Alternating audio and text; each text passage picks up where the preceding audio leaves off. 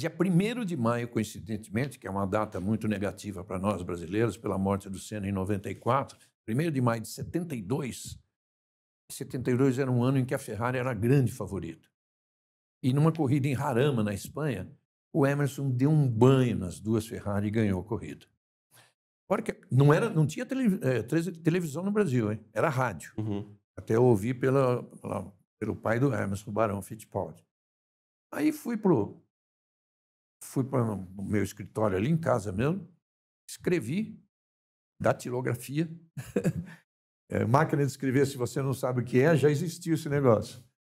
E escrevi um projeto para o Estadão em que eu garantia que a gente seria campeão mundial em setembro, eu disse.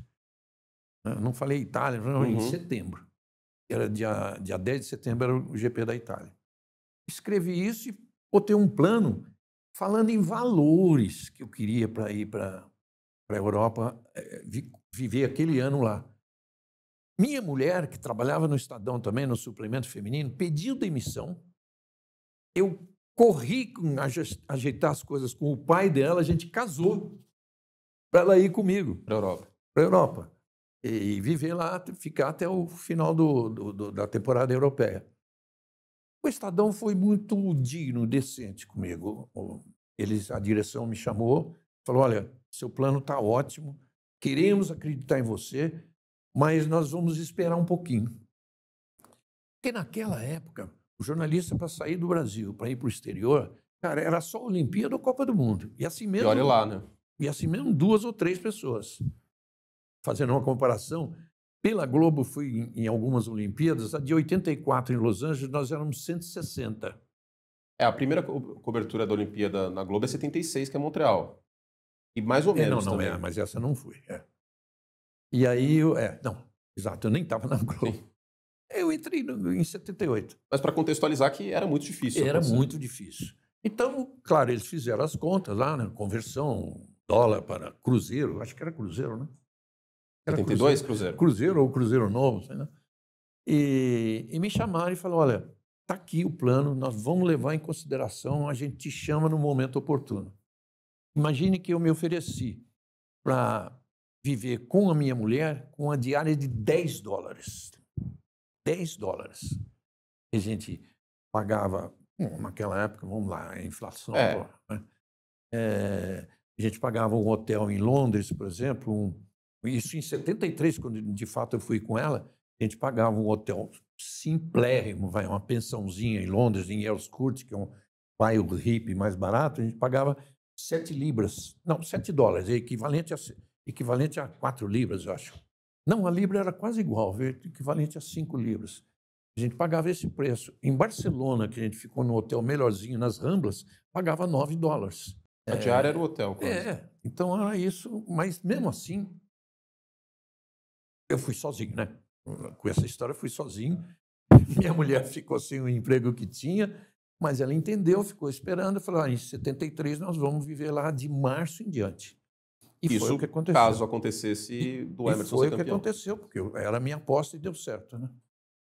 Bom, quando foi agosto, tinha uma corrida extra-campeonato em Brands Hatch, na Inglaterra, 2 semanas antes de Monza. E aí o Estadão me chamou um pouco antes, falou: olha, tá ok, tá aqui, tá aprovado o seu plano, mas você vai em uma corrida antes. Você vai para essa corrida de agosto em Brands Hatch, porque assim se prepara aquela coisa de não bastava a cobertura da corrida, mas você tinha que preparar um monte de matéria. Então eu fui para Londres. Eu conhecia o Emerson à distância lá. De fato, o Chico Rosa, um grande amigo, infelizmente faleceu faz 2 anos, que foi diretor do Autódromo de Interlagos, era um engenheiro que acompanhava o Emerson. E, na época, ele estava acompanhando o Patti. Depois, ele foi conselheiro do Emerson e depois conselheiro do José Carlos Patti. Então, ele me recebeu em Heathrow, me trouxe, apresentou o Emerson e a Maria Helena Fittipaldi, no hotel onde eles estavam. E falei: Emerson, é o seguinte, vim aqui para isso, cara, mas eu vou precisar muito de você, enquanto estiver em Londres. Ele falou: o que você quiser. Cara, impressionante, o que você quiser. Sabe o que eu queria? Eu queria ficar 3 dias com ele, de manhã, tarde e noite. porque ele me levou a visitar a primeira escolinha dele, a Fórmula Ford do Jim Russell, que ele fez já em Silverstone, a equipe de Fórmula 3, maravilhosa, que estava lá as coroas de louro que se usava na época das vitórias dele. Eu visitei tudo. Fomos a um parque de diversão juntos e coincidentemente, tinha o pessoal que estava gravando aquele fabuloso Fittipaldi, que era o Roberto Farias, que era o Hector Babenco, era um timinho de peso. Eles estavam juntos, eram 6 pessoas. Eles estavam juntos. Então, quase tudo isso foi filmado. Nas equipes, assim, eu preferi ir sozinho. Mas no parque de diversão, essa coisa toda. Tá. E eu, além de fazer tudo isso para escrever um texto, eu fotografava, sempre fotografei muito bem. Então, eles guardaram aquele material todo para o tal dia da conquista do título. Bom, quando aconteceu a conquista do título, o Estadão deu 6 páginas. 6 páginas. Todas as minhas fotos com o passeio, com as visitas a isso, com entrevista com o Emerson, entrevista com os donos das escolas em que ele aprendeu. E uma delas era a cobertura de Monza, né? Cobertura da corrida. Então, foi assim, cara, foi uma realização para mim. E eu sou amigo do Emerson hoje, irmão dele, você pro resto da vida.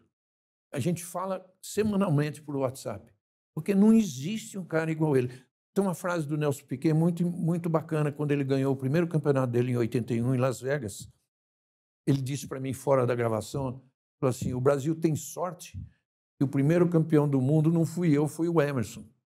Porque senão, nem teria a minha geração, nem teria as que vão vir. Porque essa simpatia, esse jeito do Emerson, essa humildade do Emerson é que criou. Dali em diante, nós tivemos, no total, 31 pilotos de Fórmula 1. Tinham 2 que já tinham acontecido na época do Chico Landi e tudo. Então, nós tivemos, com o Emerson, 32, 29 pilotos depois daquilo. Né? Então, nossa, é um cara espetacular.